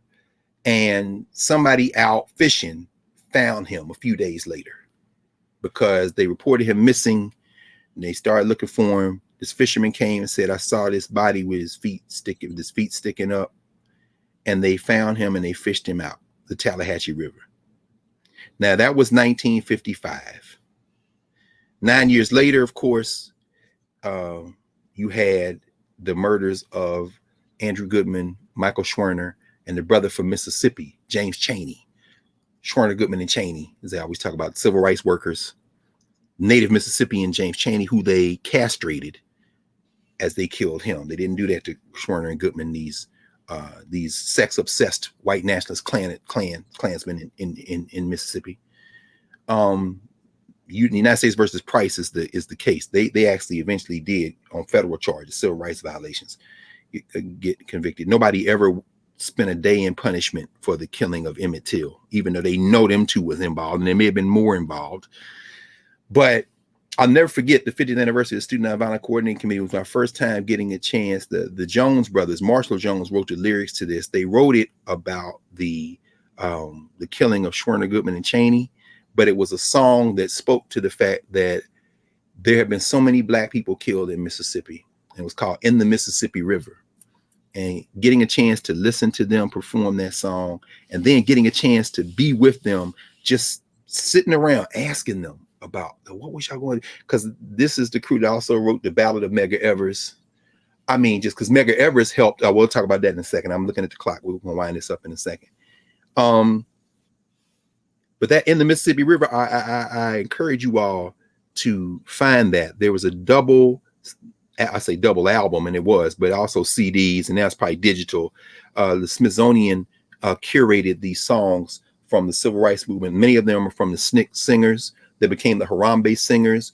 One link to the Harambe singers, the SNCC singers, is the sister Bernice Johnson Reagan, who also worked at the Smithsonian. Dr. Reagan, Bernice Johnson Reagan. You know her, probably know her daughter, Toshi, musician, culture worker. The Smithsonian issued two album set, and one of the songs on there is the In the Mississippi River. And I'll never forget being with those elders and listening to them talk about how they came up with that song, because what they said is, what we want y'all to understand is y'all came down here looking for these white workers, And that's when you start finding all these other bodies. So when you hear it, it's a very, they're singing together, and it's like, in the Mississippi River. Then you hear the sister's voice. Lord, Lord, Lord, Lord, in the Mississippi River. Lord, Lord, Lord, Lord, in the Mississippi River. Then they get into it. Well, you can count them one by one. It could be your son. Count them two by two. It could be me or you. Count them three by three. Do you want? No. Count them three by three. Do you want to see? Count them four by four. And Chuck Neblett, you sings this part now. I saw them in Selma just before COVID. You know, well, you can count them 5 by 5 with their hands tied. Count them 6 by 6 with their feet tied. Count them 7 by holes throughout their body. Well, Mississippi River sure ain't heaven like Schwerner. Count them 8 by 8 and Goodman thrown in because of hate, and Cheney count them 10 by 10. And we wonder when the right will win in the river. Count them 12 by in the Yazoo River. Count them, and in the Tallahatchie River. Count them. I mean, it is the most moving. These were young people. They're literally crafting. This is movement and memory, that category we have. How do we remember? It's also cultural meaning making. How do we make meaning in that moment? They're used to singing upbeat songs, and they're making marching songs. When they got to those songs at Mississippi, that in the Mississippi River, when they start naming the rivers, in the Yazoo River, and then they go up, and in the Tallahatchie River, that's Emmett Till. And in the Tallahatchie River, they pulled Emmett Till out the Tallahatchie River, took him back to that black funeral home. His body was identified. And then they have the trial in September. Oh, this is the thing that's crazy. This is what I love about black people in this. Because remember, Jenny Mobley, who is Mamie Till's husband of 43 years, passed away in 2000. That was the brother. His name was Jenny, G with a G, not a J. Gennie, Mobley. You know, all these are stories in the governance structure, who we are to each other. When they had the trial, they knew these white boys wasn't going to get no time. And of course, in the social structure, they tell a story, and they went and they had the trial, and they were acquitted in less than an hour. It would have been less than an hour, but they waited 7 minutes because they wanted cold Coca-Colas in the jury room. So it would have been less than an hour. Okay, that's the social structure. Here's the governance structure. And you all have to go read for yourselves, because I'm going to keep this very short. Mamie Till came down for the trial. She can't stay in town. Mamie Till. Also, the black reporters, the black press, sent a whole crew, including Clodie Larson. Clodie Larson, Simeon Booker for Ebony Magazine, and the other black reporters who are covering the case in the courtroom, the white racist sheriff who left as sheriff that same year and then wanted to run for another office, but his wife told him, you can't run for office. He's a pure racist. In fact, Clodie Larson tells the story in her Ebony articles, including that one from 1986. She said, I remember we walked up the courthouse, the sheriff was standing there, and he was like, hello, N-words. And we knew this shit right here is about to be a mess. And then when he went in, remember last week we talked about Clarence LaVon Franklin? C.L. Franklin, if y'all remember, only the third black congressman to serve in the United States Congress ever, in terms of House of Representatives. No. Third black congressman in the 20th century, I guess it was was a guy who came out of a family of undertakers, business people out of Detroit named Charles Diggs. C.L. Franklin and them raised money, and they sent Diggs to the trial of Emmett Till's killers. And Cody Larson writes the story that when he came in, the same sheriff and the bailiff and them was like, this N-word say he a congressman. And she said, they was like, ain't no such thing. In fact, one of the law enforcement guys said, it ain't right and it ain't legal. It ain't legal for no Negro congressman. And I'm using Negro instead of, in fact, we could use the Southern gloss on the N-word, Negra. It ain't Negro congressman. They finally figured out, oh, wait, no, he's from Michigan. He's from, okay, well, maybe up north is legal. They let him sit at the same card table they had the black press at. They had a card table for the black press. So Lawson and them sitting, they knew they couldn't stay in town. They stayed at the house of a brother who we've mentioned before, Theodore Roosevelt Mason Howard.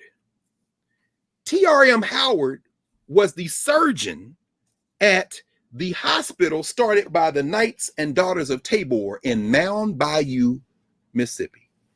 We had a whole conversation about Mound Bayou. Remember, we talked about that. We went back to Reconstruction. Then after that's the all black town. Black people run everything. And what Lawson said, what Simeon Booker and them said, what Mamie Till Mobley said, because she stayed there too, was that we were safe at T.R.M. Howard's house, Dr. Howard's house. Why? Because he had arsenal in there. Come on, white boys, come to me. You know what I'm saying? Will there be bloodshed, Professor Hunter? Not at TRM law, not our TRM Howard's house, unless the blood is going to be out there. Because if you white boys even look over here, and then she tells the other stories, and I'm going to end with this. These are just teasers for you to go out and get the rest of this story. Because if you never heard of Cody Larson, you should know right now. Cody Larson said, we went to see Reverend Wright. And she calls him Reverend Wright. We went to see Reverend Wright. Because remember, he testifies at the trial. The picture that Ernest Withers, the photographer, took of the man they call Moses Wright, Reverend Moses Wright, pointing at them white boys when he was asked on the stand, do you see the two men that came to your house and took your nephew, Darhy? I tell my students, there are 5 words. There he is, beautiful. There it is right there. Moses Wright. Darhy. Got his shirt on, white shirt, got his tie. He had to leave Mississippi. He moved to Illinois, where he worked the rest of his life as a custodian in restaurants, bars. He was offered a job in Albany, New York, because he had gone around speaking, talking about what happened, this kind of thing. But he refused. I ain't going up there. It's cold enough over here near in Chicago area. And he stayed there the rest of it. He had to leave Mississippi, just like Rosa and Raymond Parks had to leave Alabama and go to Detroit. I mean, this kind of thing. He had testified against these crackers in open court, Darhy. And I tell my students all the time, there are 5 words that enter this social structure from the governance structure of Black people, from Mississippians who live within a stone's throw of each other, that I think should be inscribed in our minds and our memories all the time.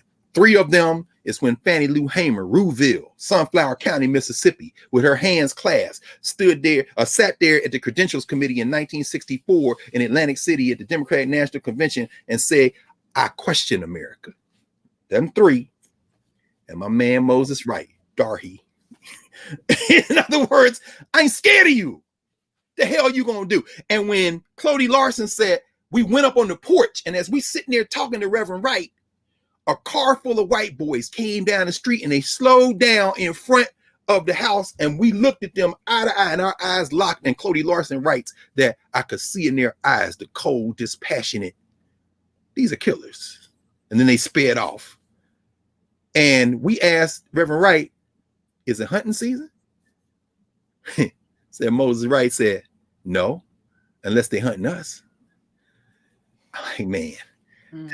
And then they went on and spent the night and spent several nights with Reverend Dr. Howard, safe in Mound Bayou. The verdict comes down. The verdict is over. But there were some other people who could have testified. And here's the genius of it. T.R.M. Howard and several of his junior proteges and colleagues Aaron Henry, who ended up running and winning elective office, who helped the Student Nonviolent Coordinating Committee. When you hear Bob Moses and Charlie Cobb and them talk about, or Dory Ladner talk about Aaron Henry, a giant. A young brother who T.R.M. Howard hired to sell insurance for him in Mount Bayou, who went on to be the state director of the NAACP, a man named Medgar Wiley Evers. T.R.M. Howard himself. These cats decided they're going to go find witnesses. Witnesses to what? Witnesses to the murder of Emmett Till. What you mean? What, you're going to interview people? You can't make this up. Aaron Henry changed his clothes, put on sharecropper clothes. He said, I got the shirt and I put my, and I went out in the cotton fields and started asking questions. Little by little, T.R.M. Howard, Aaron Henry, and their comrades got the testimony. And what testimony did they get? Two brothers said, I heard them. I heard them in the shed. I heard them beating that boy. I heard him crying, begging for his life. Then I just heard the moans. Then I hear nothing no more. Two cats were field hands who they made get in the truck in the back with him so he wouldn't jump out.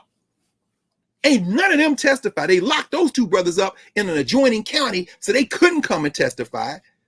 And after they got acquitted, they sold their story to this dude named William Huey Bradford, who shows up in Eyes on the Prize. If you see the document, that's the white boy saying, they say Emmett Till didn't beg for his life. He was defiant. He wouldn't mumble. And so one of the reasons why they said they killed him because he wouldn't recant is a 14-year-old boy. He done beat the hell out of him. He's a human being. And so one of the ways that Emmett Till enters the mythology of the social structure, and we, because we don't necessarily go back and do our work, now we will, I hope y'all will, we embrace that, is that he didn't say nothing. He was defiant to the end. What Dave Tell writes in Remembering Emmett Till, he says, this thing has become a cottage industry in Mississippi in the very place they killed him. First of all, they start the trial at the store. The store you didn't break no law. Yes, the law you broke was interacting with white women. That's the same law you break today. How you gonna start this trial at the store? You start the trial at Moses Wright's house. Think about that. Why y'all start this trial? And guess what? The first state historical marker in Mississippi, marker number 1 in the state of Mississippi, established to tell the story of Mississippi. Y'all know where marker number 1 is? Bryant's grocery store. But this is not, oh, right, because the criminal's Emmett Till. Just linger on that for a minute, social structure. This boy was killed. Why don't y'all put the marker in front of Mo's Wright house? Oh, no, they knocked that down years ago. It's gone. What about the marker where you got Emmett Till? Oh, no, they shoot that up every few years. Well, what about the marker in front of Brian's grocery store? Yeah, we'll start it there. What Tell, T-E-L-L, what he writes is, this memory is constantly contested. It's not about the facts. It's about how you view it. It's about how that makes the blood circulate through your body. And if your body is trying to keep this criminal enterprise together, then you tell the story in a way that makes you, yes, his crime. And he even said, and Julian Bond, you hear that in the Eyes on the Prize. His crime was talking to white women. And in Malcolm X, when he writes an autobiography, you see it in the movie, Spike Lee's movie. Our crime wasn't breaking and entering. Our crime was sleeping with white women. That ain't no damn crime. At least not one punishable by law. In other words, you don't go to jail unless you framed it in your mind that whiteness is the standard by which we will interpret even memory. No, hell no. And so they find these brothers, and it's really remarkable stories all behind that. But when she comes back 30 years later, Larson, she says, I want to talk to this white man. I want to talk to Roy Bryant. And they like, you what? Guess who takes her to see Roy Bryant? A dude named Cleveland McDonald. Cleve McDonald was the first was one of the first 2 black people to go to the University of Mississippi, and eventually was going to law school. Y'all know the name James Meredith. James Meredith was the black man they have all in documentaries. Cleve McDonald was the second one. He was with Meredith. Meredith didn't finish, and neither did McDonald. McDonald didn't finish because these white boys saying they're going to kill anybody who enlists in Ole Miss in 1957. And, they tore up the damn campus. Former Senator Trent Lott was a student at University of Mississippi, on a cheerleader on the cheerleading squad. He a racist right along with him. Redneck down there. Ross Barnett, the governor, all them down there, racist. My man McDonald said, I'm getting a gun. He got a gun. They put Cleve McDonald, McDowell. They put, damn, it sounds like Coming to America, not McDonald, McDowell's. But anyway, this is the real, actual Cleve McDowell. Mr. McDowell got put out of Ole Miss for concealing a weapon, concealed carry. The very thing they want to legalize everywhere now, they put him out of Ole Miss. He said, I got this gun because y'all can't protect me. So he eventually finished law school at Texas Southern University School of Law and came back to Mississippi, practiced law until 2007 when he was murdered. That murder still unsolved. But it was Cleveland McDonald, the black man, who took Slauson to see Roy Bryant, who had sold his story with his brother, with his half brother, sold his story to Look magazine, and the white boy bragging about what they did to Emmett Till, and then saying, hey, we had to kill him because he was too defiant. But at the end of the day, he told these black reporters, nah, I don't want to talk to y'all. I'm not talking to y'all. And she was like, I cannot believe 1985, you still got a grocery store and you're in the same damn neighborhood and it's a black community and ain't nobody done nothing to you. Even the sheriff, the one that said, hello, Negroes, even that sheriff, his wife told him, you shouldn't run for sheriff anymore. Because he was sitting in his car one day and somebody shot at him and almost killed him. So in terms of bloodshed, it's always some cats willing to do some other stuff. But those are some of the stories around Emmett Till, and we've never forgotten him in the governance structure. Maybe this is, I'll stop here. We've never forgotten Emmett Till in the governance structure. But after the murder of Trayvon Martin, I think what happened was you see black folk go back and pick up Emmett Till in a way that brings him forward, but also brings forward the challenge for us, which is not to remember the killing of Emmett Till in a social structure framework, not to create a narrative where there weren't black people surrounding that family. There weren't black communities in Mississippi. This isn't about commemoration. This isn't about white prophet or black prophet, because what Tell writes in his book is now the embrace of Emmett Till has come with cottage industries. He said there's one little town where there are 18 markers associated with Emmett Till in that little town, and that the poverty is so thick you can cut it with a knife in the Mississippi Delta. Nothing has changed, and the poverty is so entrenched and the inequality is so entrenched that even as now you can eat where you want, you can shop where you want. Yeah, but look at the inequality, that some of the commemoration stuff has become business. So even the selling of death, the same thing that we hear in the streets of Ferguson with the critiques of Black Lives Matter and the folk who come in, what do they call them? I forget what they call them. They got a term for them, not activists, but it's like celebrity kind of thing. This profiting off Black death. From Emmett Till forward, you see this notion of this iconography of Black death. We've got to fight against that by remembering that we suffer, we rise, we organize, we work together as community. And at the end of the day, we can't turn our pain into a commodity.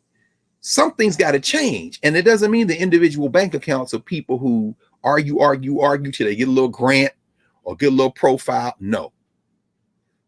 As Rosa Parks said, as Julian Bond said, as Dory Ladner said, as so many others say, when Emmett Till was killed, we were around the same age as him. And for Ms. Parks, she has said, and there's been some dispute as to whether she always said it or not, but that's not the point. clearly from 1955, the year after Brown versus Board of Education, the year of Brown 2, the year 2 years before the Civil Rights Act of 1957, which was the first federal civil rights legislation since Reconstruction. And a lot of scholars would argue that the Civil Rights Act of 1957, which is the one that predates the Civil Rights Act of 1964, was in part pushed through because of the rising challenge that was presented by the response from our communities to the killing of Emmett Till. All of that stuff has to be separated out. Has to be separated out from the idea that we live and our blood is spilled for sacrifice to this abstract notion of America, and that's never been the case. So that's us on Black August. We end with the last week of Black August with Emmett Till week. And maybe next week, exclusively in Nubia, because I think we need to have this conversation. I've been contemplating it, reading George Jackson, and again, I'm reading it so slow. But how everything, the fear that's built in and baked in based on, you do too much, then you're a target, and then they have a way of dealing with you if you're gonna upset the system. Anyway, but let's talk about it later. And let me just say thank you for no, thank you. This is yeah, no, it is a lot. I mean, when I looked at the date on the map, and then you just told me George Jackson was murdered, killed on last week when we were talking about him. The day you brought him up. I'm just like, none of this is a coincidence or by accident. I know that we're in the midst of something really amazing and great, and I'm grateful that we're doing this together. So, and somebody will put in the chat too that today is also the anniversary of the March on Washington, 1963. Wow. And that's cool, and we're glad. I Have a Dream. I mean, read Clarence Jones, who write the speech. They put that in Fortnite. So you video game folk out there who are playing Fortnite, yeah, they have Martin Luther King, I Have a Dream, and it looks a hot biscuity mess. Of course, that's social structure mess. But this is a fighting game. It's a fighting game. It's a fighting game, no question. But we must always remember that. Also, it's very interesting. Emmett Till doesn't show up in Martin Luther King's address in 1963 in Washington. However, in his first recorded version of the I Have a Dream speech, which takes place in Detroit, C.L. Franklin is there. So when we talking about last week, with Mahalia Jackson behind him. No, that of course was in Washington, because we know that she's the reason he said I have a dream. About the dream. Remember? That's right. Clarence Jones writes about it. He says he was finished, and like any good preacher, he's trying to get the crowd together, and like any good person who's a church lady, like Mahalia Jackson, she's behind him, said, "Tell him about the dream, Martin," because she could tell you hadn't sold it yet. It was Mahalia Jackson. That's exactly right. But she wasn't there a couple of weeks before in Detroit when he gave virtually the same speech without that turn. You hear it, except in that speech in Detroit before that audience that had raised money through C.L. Franklin and others to send Charles Diggs, Martin Luther King names Emmett Till. Go back and listen to the speech. It's almost the same speech he gives in Washington on August 28, 1963, except in the previous, and you can find the recording, because again, it was on Berry Gordy's, one of his labels. Berry Gordy had an imprint where they would publish speeches. Listen, he mentioned he name checks Emmett Till in that. Martin Luther King does. So just so y'all know. And on that note, let me just say thank you. Rest in power. We rest on the shoulders of the ancestors, including Emmett Till, Mr. Jackson, George Jackson, and I'm grateful that we're doing this together. I love you. I love you too. I love you too. Oh, this is wow. This is it, y'all. This is what we do. We're doing it. We've jailbroken the black. Look, the students are already saying, if I'm going to be in Zoom, why am I paying room and board? We're jailbreaking the Black University, y'all. We saw this a year and a half ago. We knew where it was going. Didn't know exactly. So now we're gonna continue for the people who are right now live. So we just did a test run in Nubia because I didn't know. Thank you, Carl. Let me bring your Reyes in because he's smiling. And we were like the lady that is helping us put all of the stuff. She said she gave us the code. So I was like, let me see, because we have our standing meeting when we're not live. And I was like, let's just, we usually do it live. We tape live anyway. Yeah. So I was like, let's just go live in Nubia. Let's see if it works. And I'm looking at it on the app as we are. So I'm multitasking, looking at it on the desktop. Looks beautiful, just like the other platform. Yeah.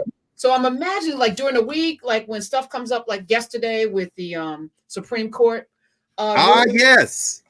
We could just jump on this wherever you are. If you're having coffee in DC, I'll send you the link. We go live in Nubia. We'll do it. We can do that now, and we don't have to worry about all the algorithms and just Nubians, Nubians, just be ready. Yes. Because we may not let you know, like today. So all of those yes. in there now, they didn't know this was going to happen. We just did it. We didn't know if it was going to work. And so, I dropped the link. So Uraeus came in. Hey, Uraeus. How you guys? Always a honor. Good to see you, man. Good to see you too. Yeah. Thank you. This is it worked. Yeah, I mean, it's just really exciting to see what's going on in Nubia, and just the best is yet to come. I mean, I'm almost at a loss of words. Just the knowledge, the wisdom, the science that's being dropped it's like a breath of fresh air every time you open up the app. It's beautiful. Yes, thank you, Bobby. You getting it done, man. He's a little mad because he was the #1 user in Nubia. And then, no. But I didn't know. I'm super competitive. So I think he's been trying because he's been posting a lot. I'm fine. I see you, Uraeus. I see you. I dropped it. I'm like number 4 or 5 now. But that's a good thing. That taking over. Right.